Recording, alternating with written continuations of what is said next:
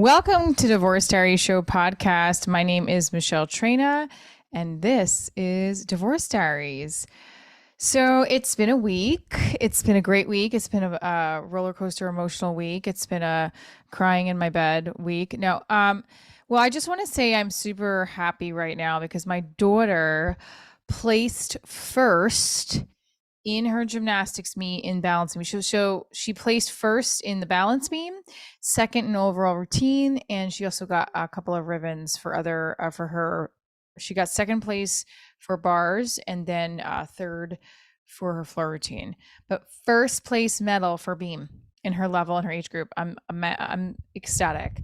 This is somebody who has come such a long way in the last couple of years, being diagnosed with ADHD and other, processing labels that they put on these evaluations, and then also having, when she was doing much better last year, wanting to switch over to compete in gymnastics and having a struggle with finding the right team.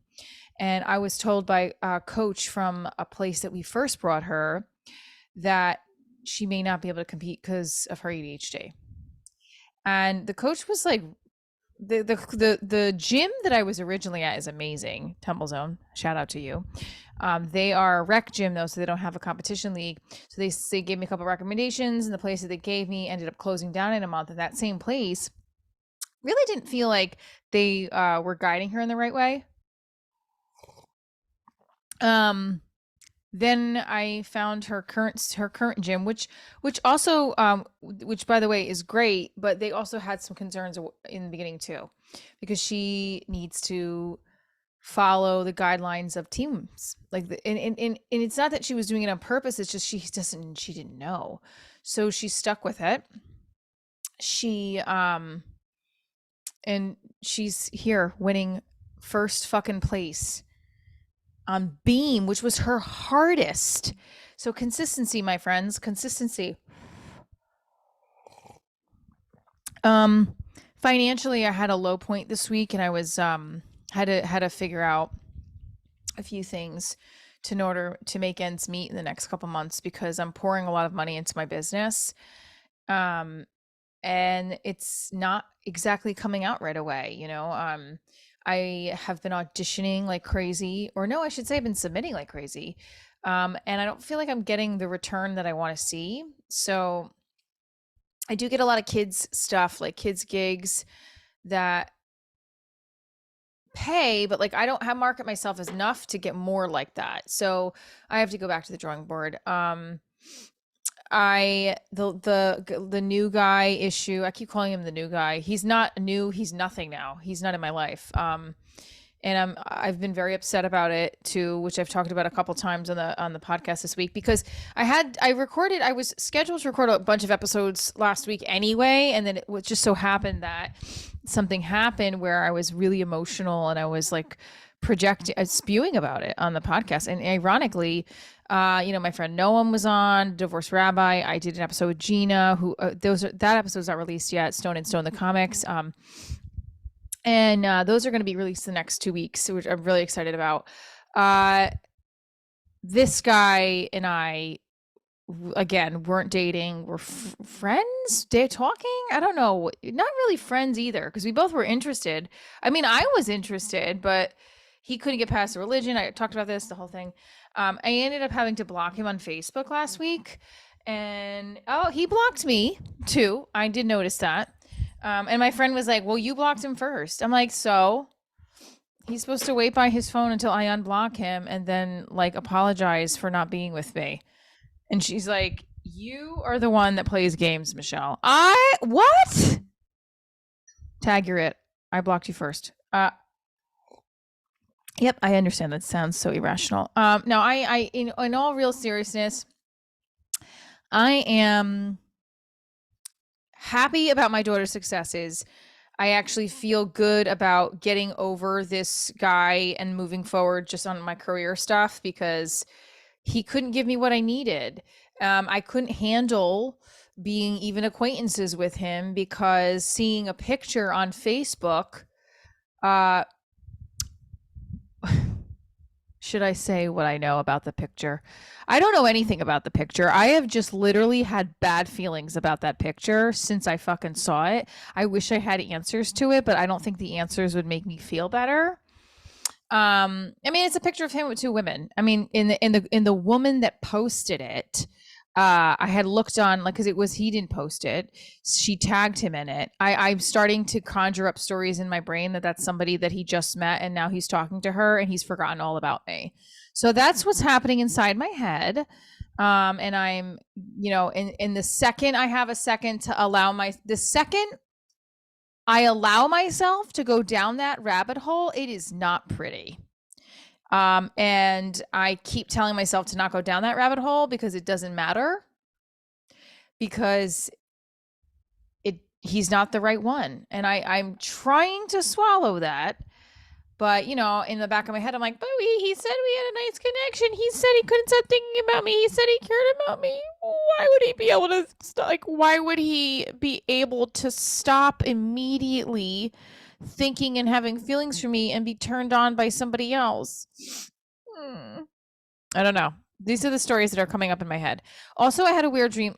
I had not a dream last night. He popped up in my dream in some fancy attire, and that girl from the picture, there was two girls in the picture. The one of the girls that was like next to him popped up in the picture, and I had this bad feeling when I woke up. I'm like, oh, they're talking. And I really hope my gut's not right, but there's always something with my gut and this eerie intuitive feeling. I mean, I hope it's gas, but it's not. Probably not. And then, of course, in my brain, I'm like, is he listening to this? Is he listening to this? Is he listening to this? I don't know if he's listening to this because I blocked him on Facebook. I did not block him on my phone, and I hope he doesn't block me on his phone, but he probably thinks I'm crazy. I'm not.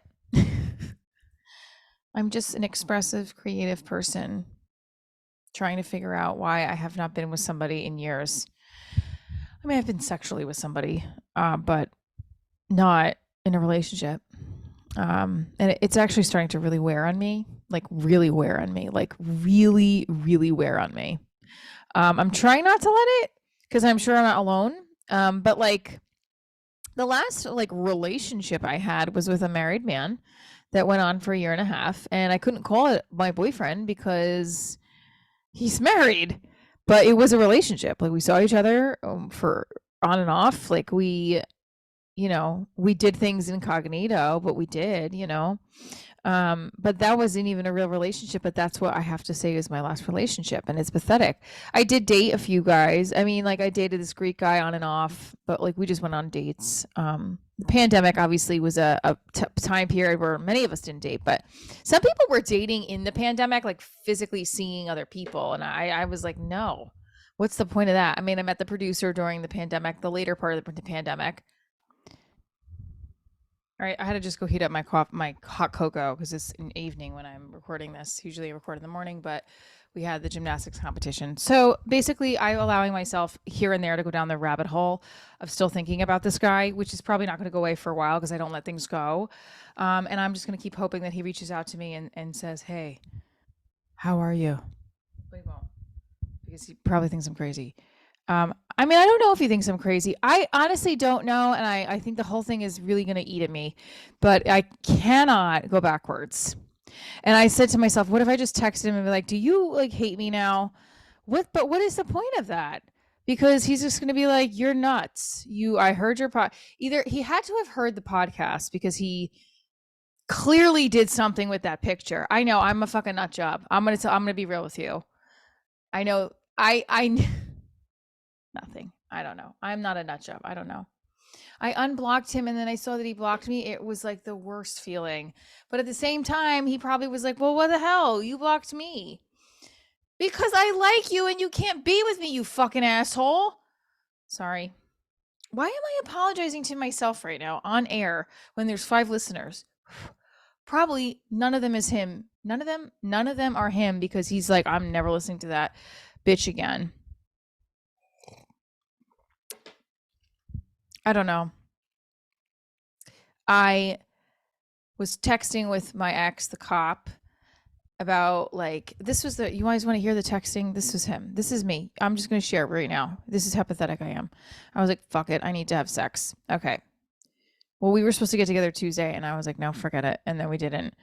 And then I said, he's like, what's a snuggle friend with benefits? I said, dinner, snacks, dinner, sex, and snuggle, and I will not freak out if you don't text me back right away. I'm tired, I'm horny, and I need hugs. I'm sick of men too, and ironically, you've been probably the best relationship I've had since divorce. Don't laugh. And I keep going. And with that said, we've known each other long enough, but that's up to you. I understand you're busy. I'm busy. And yeah, I don't know if you're dating somebody. And I don't want to yep, I'm still writing this, guys. I'm still literally texting. He's not said anything. And I don't want to get in the way of that or whatever. But if you're up for it before Christmas, let me know. We'll set a date and that we won't keep forgetting. And I was voice messaging this in the car because I was going to the Yonkers Film Festival yesterday, which, by the way, our Divorce Diaries was in. It went really well. And then he didn't reply back at 5:00. That was in the morning, I think. Oh no, that was in the morning. I think that was in the morning. I was heading to teach dance, and then 5:00 at night, he goes, "Sorry, it's been a busy morning." And I wrote, "Not to be a smart ass, but you do realize it's 5:30 at night, right?" And then he wrote back, "Yes, I was at work." And then I wrote, "So to answer the snuggle friend with benefits short version," he wrote, "Yes, I can." So I said, it's also harder for me to finish in a rush. Slam, wham, thank you, ma'am. And then he wrote this morning, laugh out loud. And then I wrote, I love that almost 13 hours later, that's your response. So that's healthy, right, guys? As opposed to talking to a guy who, that's what I liked about this other guy was that he actually talked to me. Not that other ones didn't, but the case in point, the cop is like an easy lay with an emotional connection, but he won't communicate. And he still was the most healthy relationship I've had because I could go out in public with him. And he did identify us as dating. He wouldn't call me his girlfriend, but we were dating. Wow. I sound like a gem. And then this guy who was at my show in Chicago, my stylist, the woman Julie, who's fabulous, who styled me, I gave him my number, which I was like, don't do that. I was like, why am I doing this? And then he asked me for my number and I was like, well, okay. Cause, my stylist was like, oh, he's really sweet and he seems really sweet, but I don't actually want to be talking to anybody. I want to be alone again. I really liked talking to the new guy and then that was a disappointment. And now it feels like it set me back a little bit and trying not to let it set me back. I feel like these setbacks take months for me to get over. And then I don't meet anybody in that time frame. I don't open myself up to anybody. And I'm further put back. And it makes me very sad because I crave emotional intimacy and I want to put myself out there with people who I genuinely am attracted to. And my friend was saying, yeah, but you don't put yourself out there. I'm like, exactly. I don't for this reason. It's exhausting and depressing. And it's hard to find someone that you actually are physically attracted to. I have not had that many men that I'm physically attracted to.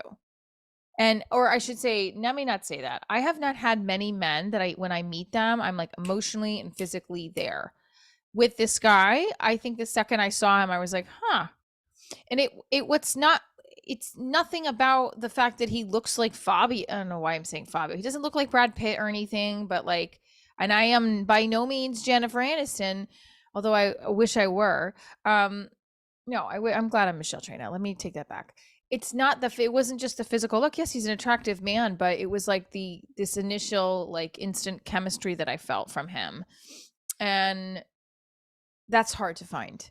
And I don't want to put myself out there because I have too many other things to do to not waste fucking time. And I think that when you give yourself out to when you give your number out to somebody, they expect you to talk to them. I don't want to talk to anybody unless it's business related. And that's not a slight on them. It's just where I'm at. And I really don't. And I heard my friend I'm so happy for her. She's in love, but she's, going through stuff and I'm happy for her. But then I also think to myself, you've been divorced 7 years and you have not found one person that can call you. You have not dated one person that you legitimately connect with that can call you his girlfriend. And I'm hurting from it right now. It's really hurting me. Or I should say it's wearing on me. I don't have to be this dramatic and make a big deal about it because there's other things in life to be grateful for. but I really want emotional intimacy and I don't want to wait another 5 years until my career is quote unquote settled. And I don't think it's ever going to be settled. You know what I mean? That's the other thing. Like, I don't think it'll ever be settled. It's just, why can't I find somebody even remotely connection where it's like not going to draw so much attention away from my career, but in fact it'll impact it in a positive way, that I'm actually dating? Like, why? And then I'm like, well, maybe it's because this is what your job is, to poke fun at the fucking men you can't be with. All I know is I'm still probably going to struggle with this for a while, and I'm going to struggle with accepting that I probably won't ever talk to him again. I think that was going through my head this week, is initially when that happens, this happens with somebody that I care about or like, and it ends like, and again, this was like nothing to really even end because we didn't even really start anything, which is weird because it's like we didn't start anything, we didn't end anything, but we ended it, and I had to block him on Facebook because I got upset about a picture. It was more about it wasn't just about the picture though. It wasn't. I was starting to really spiral out. Oh, I was starting to spiral out of my head insanity, and I was like, this is getting so ridiculous. And I didn't want to have a negative effect on him because I think I thought that was the other thing. In the beginning, he was saying there was a woman prior to me. There was a woman he was talking to, I guess, more recently, that had ended it with him, that he felt like he wanted to end it with her, but then I don't know, there was like a mutual wanting to end it, but that something about the fact that she was causing him stress or headaches or something. I can't remember the whole thing, but I remember thinking, because he had said something along the lines of like, I made him feel better. I don't remember the verbatim conversation, but I remember him saying something like that. And I felt really good about that. Now I'm thinking, what if like now I'm that person that's made him feel horrible or shitty or aggravated, or like, oh, she's crazy. Now I have to think about this bitch.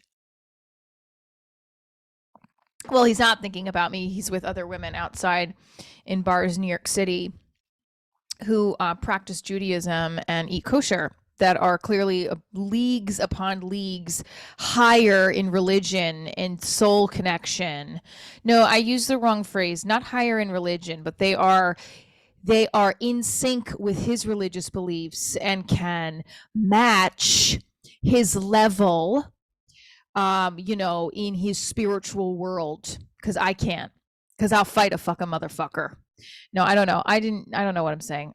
No, but like in my brain, these women are Jewish. They're whatever, practicing exactly what he's practicing. And so therefore they are quote unquote, not his words, my words, better than me for him, because they can give him this religious, they can fill his religious need for a partner. And I feel like frustrated with that. Like, I didn't get a fucking chance. And my friends who, the Stone and Stone, the comedians who are this episode is gonna be so good with them, because we talk about comedy, we talk about their parents, we talk about my love life. They told me, they're like, in the Orthodox community, because they're both Jewish, they said it's embedded in their brain from childhood. They cannot be with somebody that is not Jewish and, really practicing. And if they do, they have to leave, or that person has to convert. That's what they said. Now, I want to start quoting them because I really want you guys to hear it from them. But it made me really sad. I mean, even hearing him speak made me sad about the whole thing. But I am even more sad about this right now. And I don't want to make this a whole big sad episode, but like, I guess this is what it is. Because there was a lot of pomp and circumstance today with my daughter winning, my ex-husband and his girlfriend and I, we all were like a family together celebrating her and celebrating. We all went out to dinner and or lunch. And my ex-husband's girlfriend bought lunch for us. It was awesome. It was really a really good day. And I didn't have the energy to even think about this guy because, number one, we didn't sleep together. We didn't date. So it wasn't that long of a period of time for me to really continually think about it. Because when I do sleep with somebody that kind of abandons me, there's a whole other component that I start to feel almost depressed about and sad, and I not being able to function as effectively as I normally am. And thankfully I didn't. I am proud of myself for that. But the fact is, I am still bothered by the fact now I blocked him. Did I do the wrong thing? This whole religion. And aside from the religion thing, I just keep telling myself, why didn't you just shut your fucking mouth and not bring up dating to him? And you guys could have just stayed friends on Facebook. But deep down, I knew and felt there was more there. It was like a cute little chemistry happening. Like, let's still me, and then again, when we met, there was chemistry. And I was like, and I was upset when I first met him in person, the second time I met him in person, because I was like, oh, because when you forget what people look like in person, you're not really sure if you're going to vibe as much. And when I did see him again in person, I was like, oh, I am attracted to him. And I was bummed because it's like, great, because if this goes south with the religion, I'm going to be hurt. And sure enough. So yeah, tomorrow is the death anniversary of my dad's passing. And he had offered to do something nice with me to honor my dad's life, which no one's ever done before. I mean, a man's never done that before, so I thought that was interesting. When my dad died, I had just ended it with the married guy a couple months prior, for like the final time, because his wife found out. And I had left it sort of on an okay note with his wife. Like, we were like, okay, let's just let go of the past, blah, blah, blah. And then my dad died. And this guy that I was, the married guy, the coach, we call him, he didn't offer me condolences. He didn't call me. And he knew about it because it was broadcasted to my job where he worked with me. People send out the emails that this person has passed, right? That's what they did. And I heard nothing from him, and I was shocked. I actually believed that he was going to come to the wake. I can't believe that I thought that. That was probably one of the lowest feelings I've ever felt in my life. That somebody you thought cared about you, regardless of the affair or not, that somebody you thought loved you, was in love with you at some point, could think so little about you that when you lose your father, they can't even write on a piece of paper, I'm sorry for your loss, or text you or see you at work and say, listen, everything that's happened, I want to let you know I'm sorry for your loss. Nothing, right? Like, the fact that he didn't just shows how little he thought of me and really thought of me as a human. And I felt so low. And it took me a long time to get over that, a really long time. I have to say, thankfully, I went to Chippendales a couple months later to do this gig, and I met somebody there that I ended up having a little fling with, that I stayed friends with for years. I'm still friends with him. That really helped me through that. I feel like that was given to me to connect and help me get out of that funk, because it was really depressing to have somebody you loved not even acknowledge you when your dad died. I know I was in the wrong. I had an affair with him. He was married, but we were friends first, I guess. And then, you could have at least acknowledged it. It was horrible. And then, this guy wanted to do something nice to honor my dad with me. And I thought, I still wish I was doing it with him. I just know that it would have probably made things worse for me. I either would have because let's be real. It was a week ago that he offered it. And I thought to myself, a week is going to go by. And I know that this situation is already shaky and I'm walking a little bit on a tightrope. Again, that picture, I post on social media all the time. I have pictures with men, women, everybody. I get it. Sometimes for your business, you got to do that. Sometimes you just post with friends. He doesn't owe me an explanation for it, but I knew right there and then when I saw it that if I let a whole week go by, I wouldn't be able to keep my mouth shut. I know that I probably would have gotten maybe in a fight with him about it. And there was no reason to get in a fight about it. I just was upset and hurt and see, this is why I can't be your friend. And then it's well, how could you even it's irrational, but I knew I was I got to cut this out. And I really wish I could have seen him. I really wish I could have seen him last weekend, like I had originally offered, so that we could just talk. part of me was being selfish and wanting to hug and kiss somebody that I connected with because I need that feeling. Everybody needs that feeling, but it clearly wasn't urgent for him because he had other plans. So he was hugging and kissing with somebody else, or he was hugging and kissing himself. I don't know. But the the reason why I really wanted to was because I wanted that connection again that we had in person. It was nice, and why would I honor my dad's day with somebody who thinks so little of me to can't like not be able to get past this whole issue. And it's not even like he had to get past it, but just to get to know me further. I personally think the conversation about the religion made it 10 times worse. I think talking about it and discussing this whole thing just made me more and more angry because it tapped on my issues that I have with not being good enough. Not and it's not that wasn't his intention, but it was poking at the bear.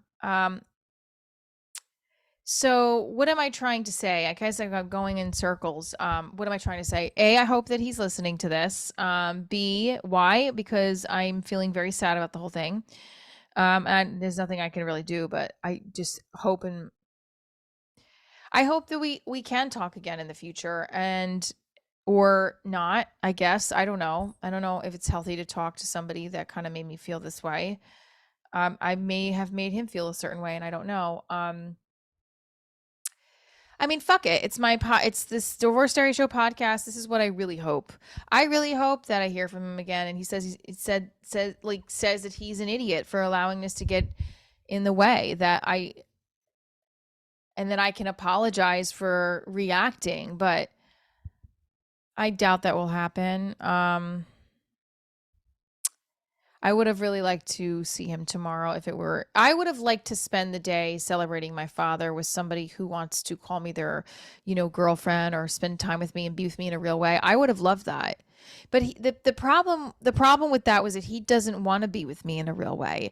And I think that's what was insulting me. Was like you want to offer this nice gesture cuz you're guilty or you're confused or you and then my friend, well, you care about me. And my friend's like, he does care about you. And I said to her, I'm like, that's bullshit. That's bullshit. I don't know how to believe that he cares for me if someone can't make is if someone's that indecisive about seeing me. This is what she said. She goes, she said, I wrote to her. I said, this is what I wrote to my friend Maggie. I said he blocked. I said, so he blocked me on Facebook. I don't know the reason behind how you can block someone once they've already blocked you, but whatever. And then she wrote, yeah, it doesn't matter that he did that. And I wrote, I know it doesn't. I know, but it doesn't feel great. I didn't really want to do any blocking at any point of this, but it hurts in general. And then she wrote, yeah, I get that it hurts, but you started with it. And if you unfriend someone, it's different from blocking. So that's why he can still block you after you block him. I don't understand that. I just didn't want to, I wrote, right. Yeah. I just didn't want to see any more pictures like that. It hurt. And she goes, and he doesn't want to see pictures of you because it hurts. Not hurt. It doesn't hurt enough if he doesn't want to see me. All right. I'll see how I try to. And then I wrote, I thought that, and I went on about that. I said, I did start it, so I just keep thinking now in the back of my head, he really never gave a fuck about me and has moved on because he thinks I'm crazy and has a new girlfriend. And then she wrote, you are so far in a spin, he doesn't have a girlfriend and he cares. Or that he suddenly likes a new person within a day, that girl that was in the picture. And then she wrote, you blocked him because you were hurt and didn't like the feeling. He probably did the same. I don't know. She's like, you're in control and you're moving on now. This pain is temporary. I wish I could believe that. But that's what I'm working on is like believing that the pain, I mean, I know the pain is temporary, but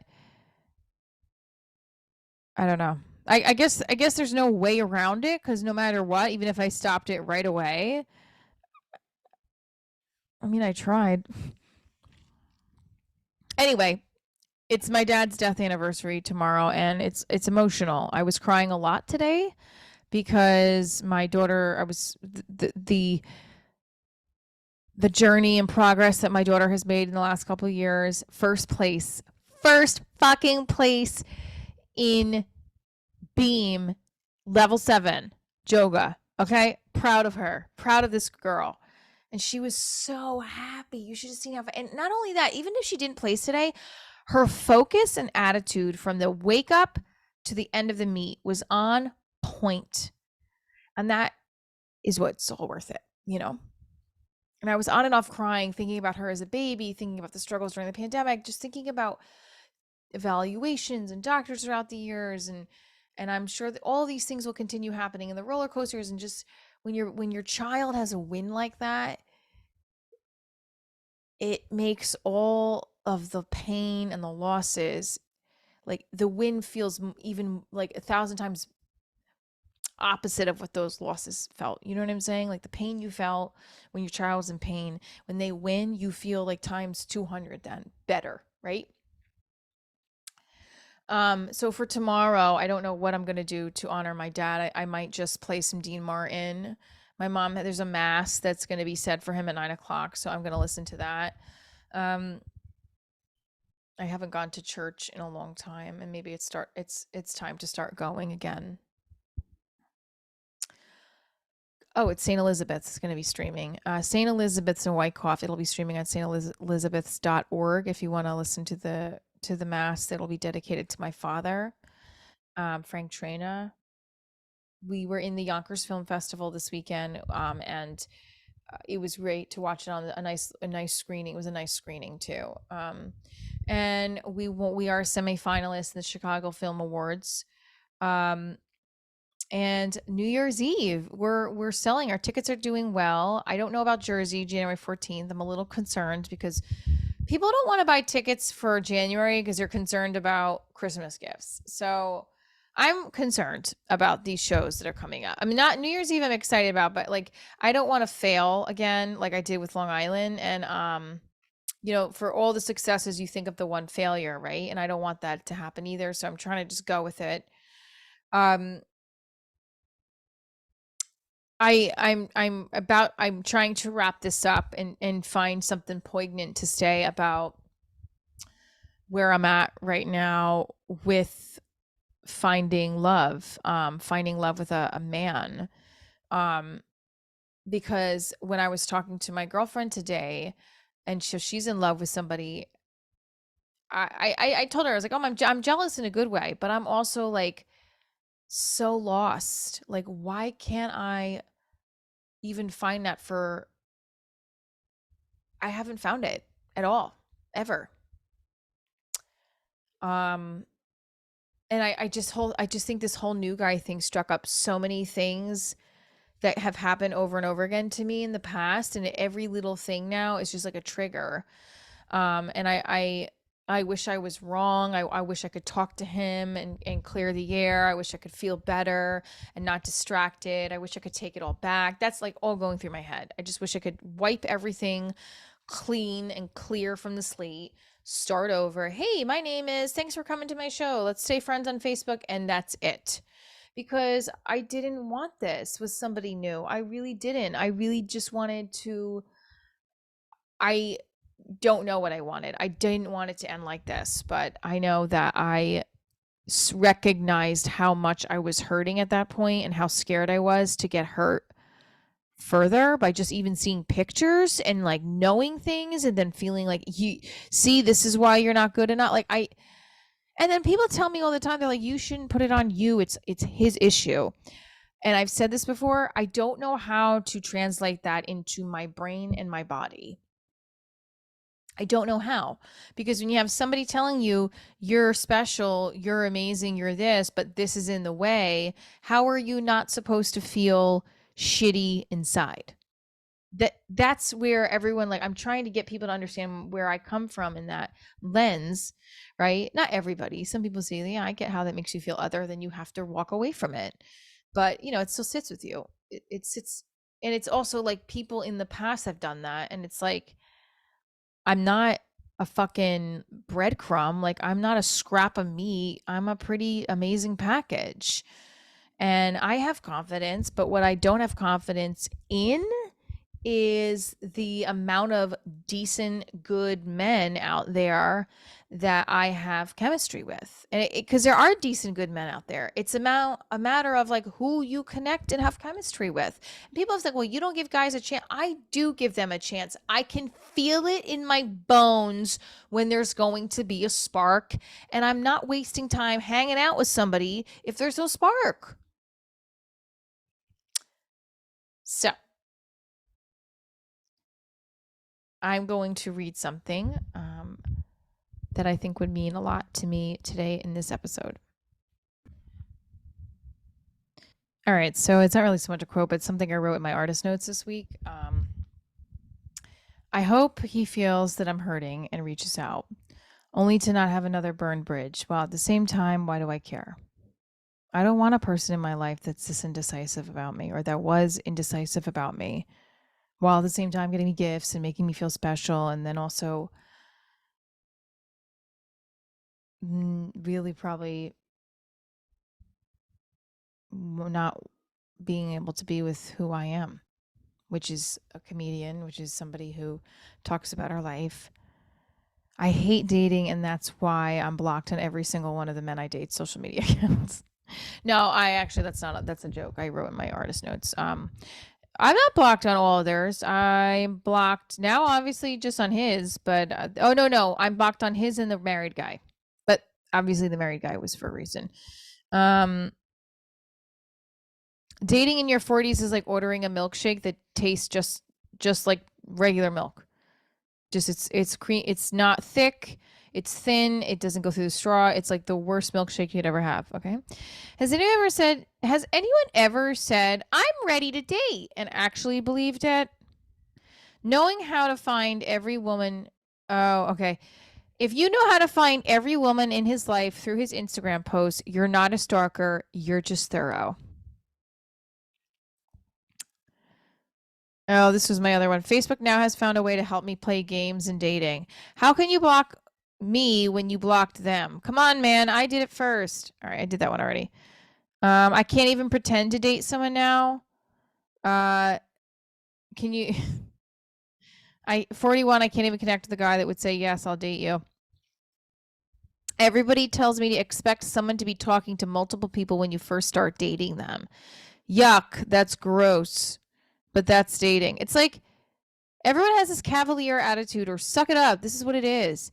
I'm not buying a car. Okay. I want to get to know you and not fear that you're talking to another prospect that can put more down on the first date. You know what I mean? Like, it's like, do you go to a restaurant and expect people to be putting their forks in your food because that's eating out? No, I don't want anyone putting their fork or their mouths on the person that I'm eating that night. Oh, that doesn't sound right. All right, guys. I was trying to do jokes at the end. I'm going to do my secret subscriber episodes. I don't know what the secret is, but they're subscriber episodes, $2 a month, or I'll just release an episode a day until I get over this depression. No, it's not depression. It's just how I deal with things is by creating. I hope I get past this week, because tomorrow is going to be an emotional day. I don't want to text him, which I feel like I might, which no, I'm not going to. Oh my God, no, please. My father would be so disappointed in me if I did that. I do hope he texts me, because then that's like, oh, he cares about me. He thought about me. Oh my God, Michelle, you were such a wacko. I'm pretty sure he hates me. I don't know. Anyway, I'm going to pray on it. I think prayer would be great right now. I am thankful for you guys for listening. I am thankful to everybody out there who has supported the show, come to the show, voted for the show in film festivals, bought a ticket already for New Year's Eve. I am super grateful that my daughter is a champion today and every day. Never say a kid who can't never say no or they can't to a kid who processes differently, because they can and they will. I'm Michelle Traina, and I am the creator of Divorce Diaries. Keep living your happily divorced after.